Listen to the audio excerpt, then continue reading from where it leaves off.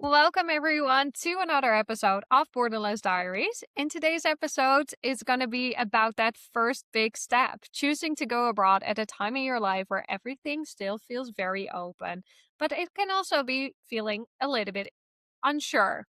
Maggie and I actually met in our time in Australia, where she came from the United States for a study abroad experience.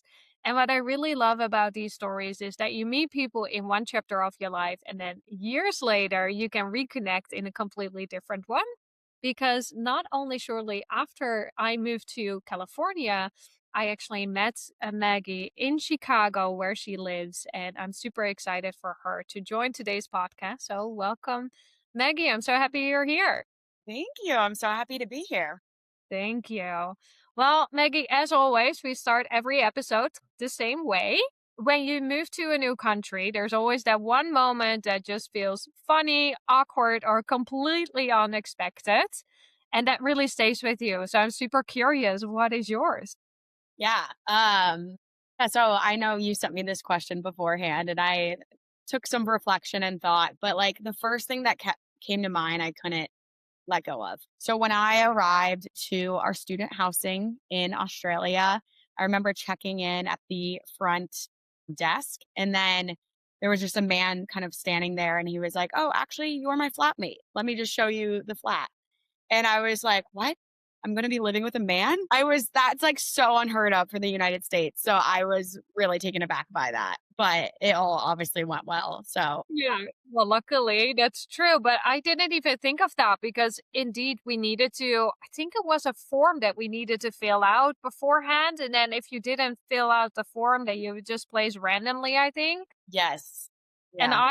I think I was lucky, or maybe not lucky. I mean, everybody has their own preferences.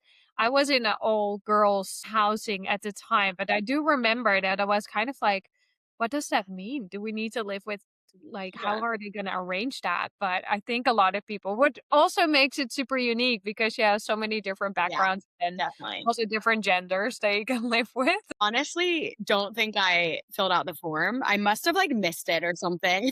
I also knew no one going into the program, so I probably just went completely random. But Yeah, yeah. I think my luck was that I moved with another student from my university back home, and he was super organized. So every time I would be like, "Bing, am I missing something?" Because I am not sure because I'm sometimes very organized in certain ways, but sometimes I will be just like, "Oh, I will see it when I get there." Yeah, I can imagine that it would be a little bit of a surprise. So let's go back to kind of the beginning. You decided to go to Australia. How did that opportunity come about for you? yeah. So my mom has always like grown up. She always just would tell me about all her different travels. But one that really stuck with me was the time she went over to Australia and she forgot her passport when she arrived to the airport. So she had to run back and end up taking like a later flight. So I don't know if you know a lot about scuba diving. Because of the later flight, she like wasn't able to scuba dive at the Great Barrier Reef as she had planned, just with like the timing. So she always told me, she's like, if you ever get the chance to do that, do it. And so when I started college, I truly had no idea what I wanted to do. I did not know what I wanted to major in. I did not know what I wanted to be involved in. But the one thing I wanted to do was study abroad in Australia. So yeah, went in with that All mission. started with mom. That is amazing. I didn't know that story. Did you end up doing the scuba diving? Yes, I did. Yeah. I got certified in high school and then when I went, when I finally like got picked for the study abroad program, I went scuba diving at the Great Barrier Reef and then also the Nigaloo Reef up on the West Coast. That area is so beautiful as well. We went up there. I'm a little bit afraid of the ocean, so I definitely didn't go scuba diving, but I always see kind of like all the pictures and what everybody did, and I'm like, oh, I wish I had the courage to do that because it's so beautiful. My gosh. It's so Oh, beautiful. so when you moved, so your mom inspired you kind of like, "Hey, go to Australia." Was there any hesitation for you to go and live that experience abroad in Australia? Or did you go like, "No, you know what? I'm gonna go anyways," and you had it all figured out in that moment? There definitely was some hesitation. I kind of perused a lot of Ohio State study abroad programs, and that's where I went to college. And I ultimately, there were so many that were in Europe, and there were very few that were in Australia. And the one I ultimately went on was an exchange program. So I traded places with someone else from Perth who came to Ohio State. Um, and that was really one of the only options I saw. So when I knew it was going to be a whole semester, I was definitely a little nervous, especially at the point it was my junior year. So I had made such great friendships and I had friends going on other shorter study abroad experiences, like about a month or the summer. So those were very tempting. But ultimately, I mean, it came back to my parents was I'm so thankful for their um push because they were like, this is a once in a lifetime opportunity and you should take this now. You might not get this chance again. So that's ultimately what made me decide to go. That's really good. So do you feel like that because of also like the support system that you had the confidence of, you know what, it might not be what I originally looked for maybe in the shorter term, but at least you had the support where people were around you and saying like, let's go, let's do it. Yeah, definitely, which was really great to have. I can imagine that. I didn't know that.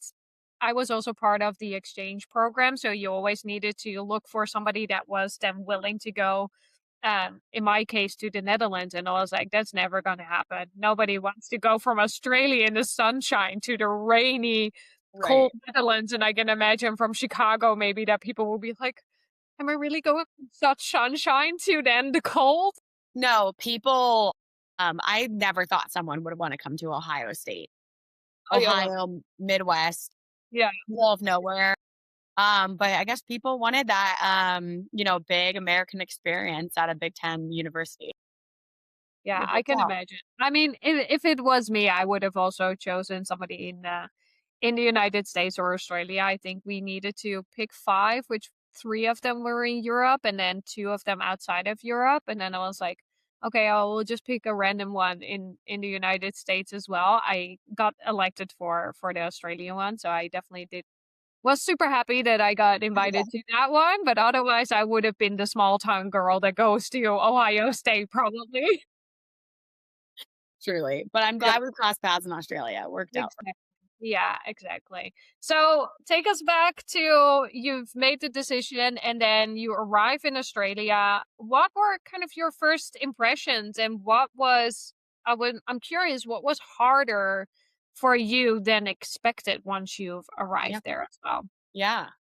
I again, I just I knew I really wanted to go to Australia. I hadn't researched a lot about Perth specifically, which for the listeners that don't know, that is the largest city on the west coast, but really far away from all of the other cities that you think of when you think of Australia. So Sydney, Brisbane, Cairns. So I was kind of surprised by Perth and then our university. We attended Curtin University to know it was more of a commuter school. So the people that we were living with in the kind of dorm student housing situation, they stayed there because they lived far away. But for most students that I was in classes with, they would be commuting back to their homes. So I was surprised by that.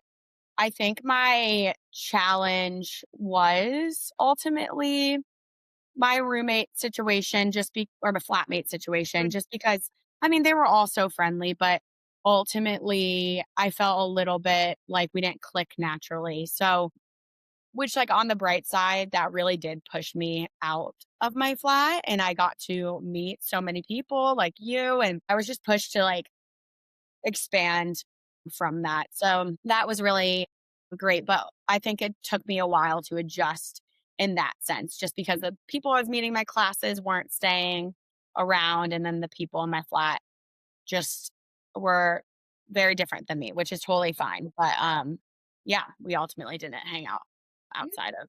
living together. I think it's an interesting one because I recognize what you're saying as well, and I didn't had it from the housing situation, but I think in the class there were so many people that went home instead of in my mind it was you're going on campus, so everybody lives on campus. So I had that I don't know, maybe vision in my mind that the reality was that. And then when I arrived, I heard that mostly from other people as well, that you're not really communicating or, in that sense, hanging out with your classmates, but everything happens in the dorms and where you live. And I think I had a little bit of luck with the girls that I was living, but also we were, I think, in my part of the campus, we were also inviting everybody Yeah. over. So I think ultimately after, gosh, maybe 2, 3 weeks, it was kind of like, "Come hang out with us." And one of the things that really helped me, I don't know if you've done that as well, in the very beginning, you could sign up for, like, these excursions and go out to, gosh, what was it? Pinnacles, and you could do Rottnest Island and all of these things, and then doing those things helped with, "Hey, what are my people?" Because those are the people that probably don't live there and want to still explore kind of, "Hey, where am I actually living?" Did you do those as well? Yeah. That was actually something I thought of when I was reflecting back on my time. That was one of my favorite things about the university was that they provided so many excursions for us study abroad or exchange students. So I did every single one of them, I think. I loved them. It Yeah. was great. And they were organized and they were really fun and the guides were wonderful and then you met so many Yeah. fellow exchange students. So that was definitely like one of my favorite things. Yeah. Oh gosh, yeah. I have the exact same thing because I think we met on the very Huh. first. I think that So was the bus ride, and I think what we were there for like not even in the first week. I think was already like kickstarting everything for everybody. So it made a good way of getting to know your people and getting to know other like expats or like people that are studying from abroad that still look at it as, hey, I want to explore. It is a really good way of connecting. So, with the excursions maybe also in mind, what did a day-to-day look like when you were studying in Australia?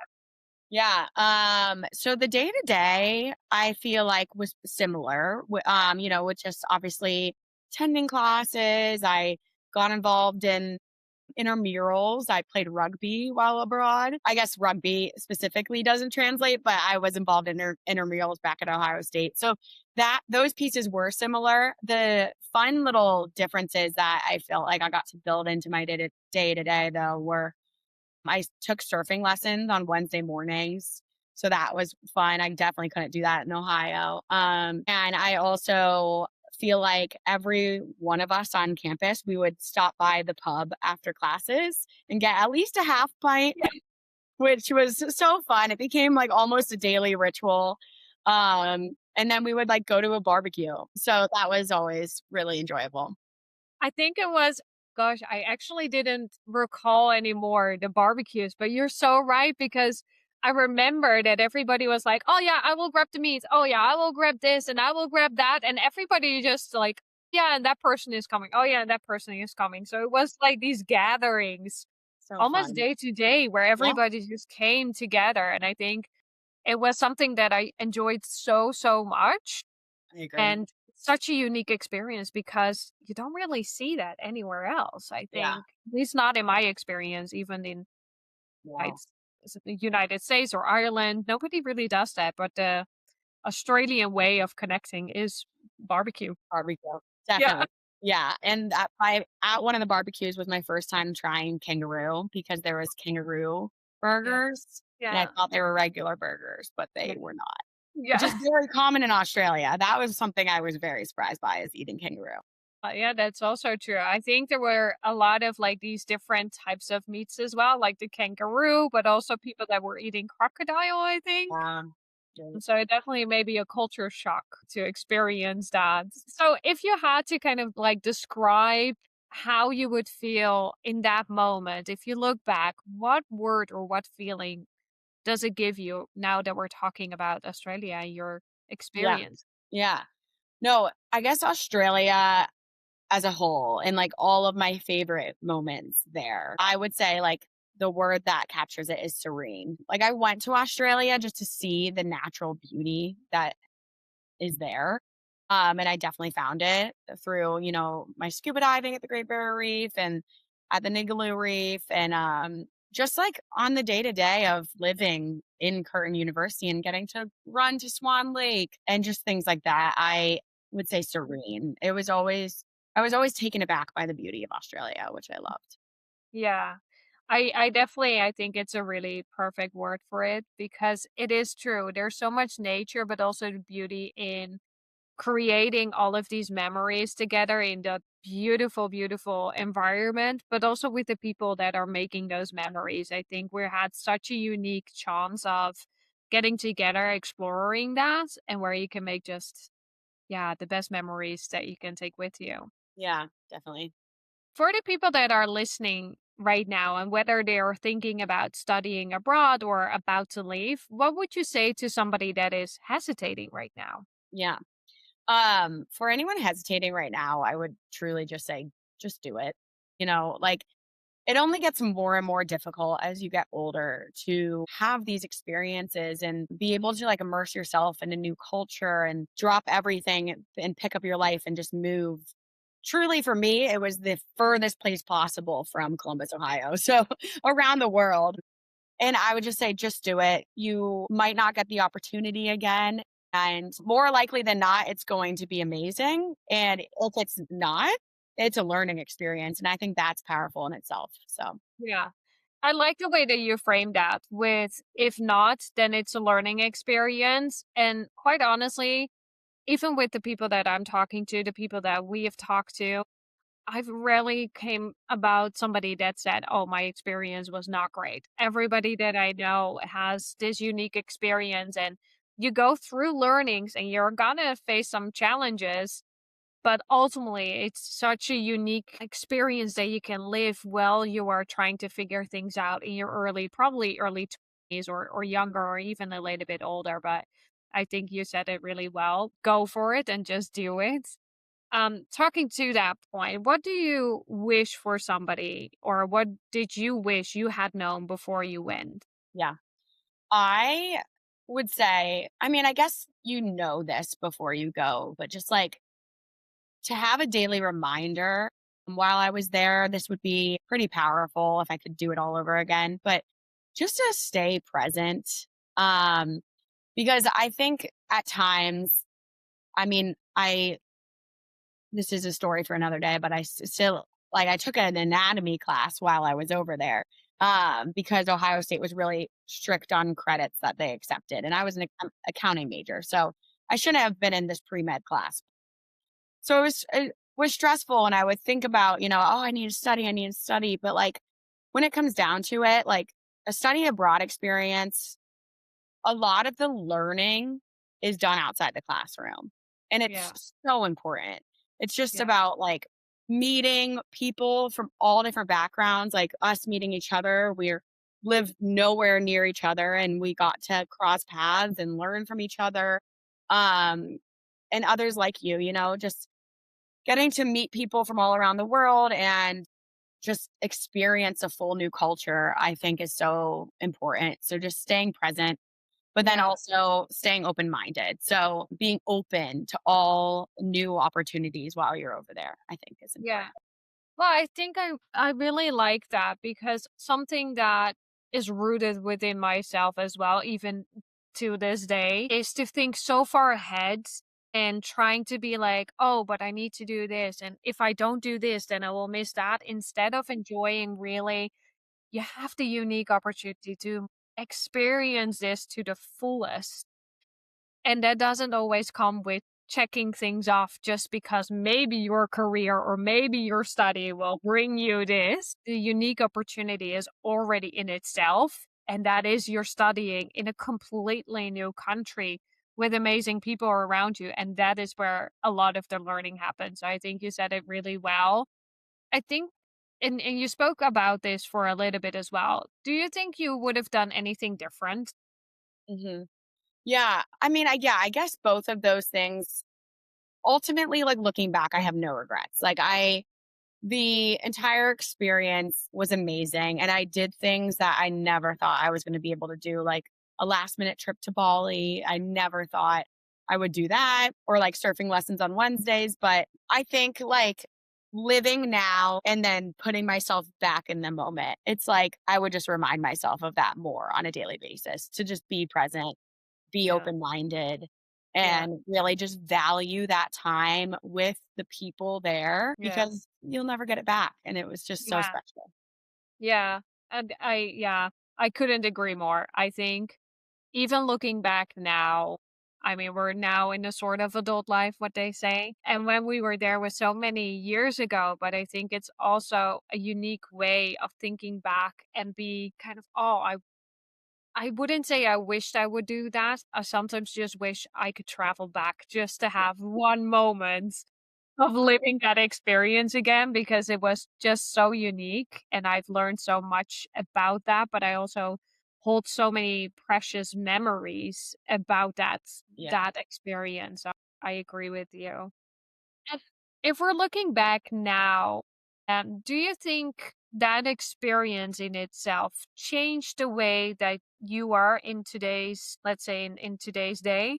Yeah, I definitely think every time you go abroad and are immersed in a new culture, it impacts you more than you even know and realize in the moment. Like, I don't think I came back from Australia and I was like, I'm a brand new human necessarily.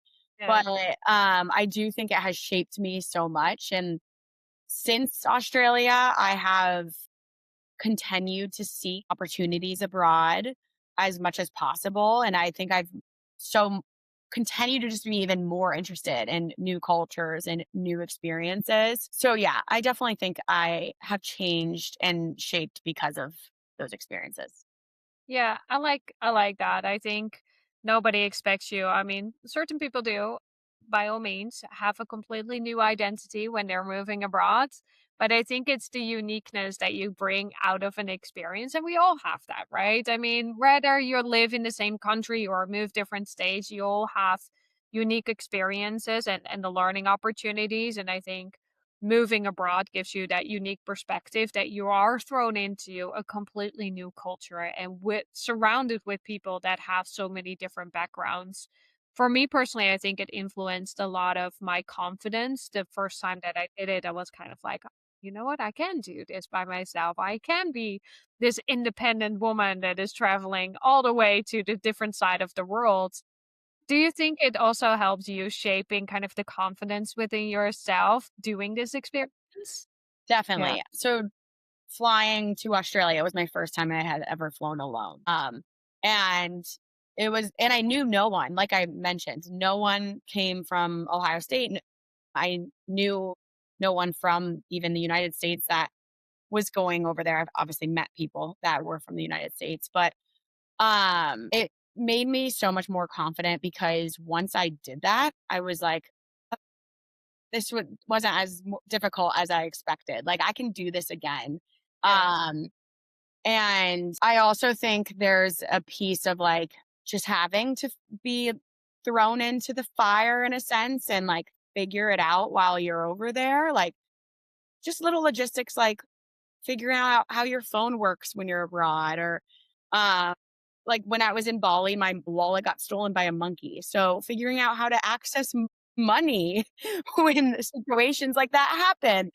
Um, I think you just figure it out and you realize like you are so much stronger than you think you are, just because you will figure it out and you will come out of the experience being very independent. So yeah, my independence and confidence definitely increased after that Yeah. experience abroad. Now that you mentioned the monkey, I think I recall that situation. I think, if you are taking away one lesson, listeners, just know that if your wallet is being stolen by a monkey, you will figure it out. Yeah, exactly.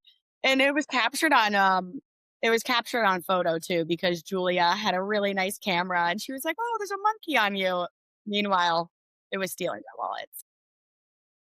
unexpected journey. Yeah. So with that independence and kind of the growth in confidence, fast forward to today, what does your life look now that you live in Chicago? Yeah. Yeah, so I've been living in Chicago for the last 7 years, which is about a 6-hour drive from my hometown. So, got out of my hometown. I'm still doing something new and exciting and living in the big city. But yeah, I've been here for 7 years and I've been working at an accounting firm, but I'm no longer in accounting. I've switched over to recruiting, which I really enjoy. So, been doing that in Chicago and I find opportunities to travel every chance I get. So, Yeah. yeah, but that's my life now. It's been good.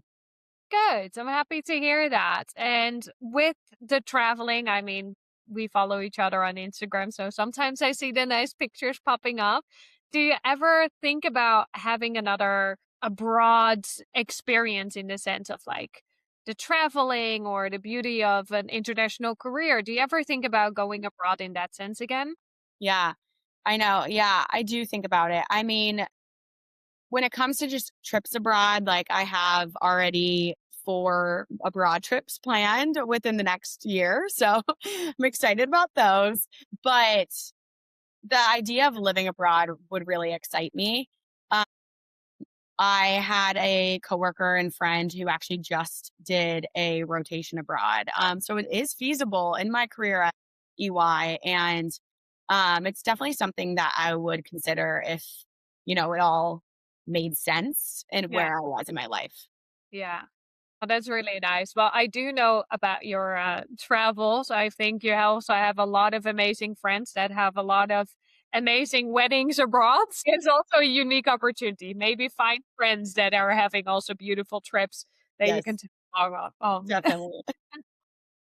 So, if you would, as we are kind of wrapping up today's podcast, and again, thank you so much for joining, what would be one advice to the listeners today that you want to give to them? That's a good question.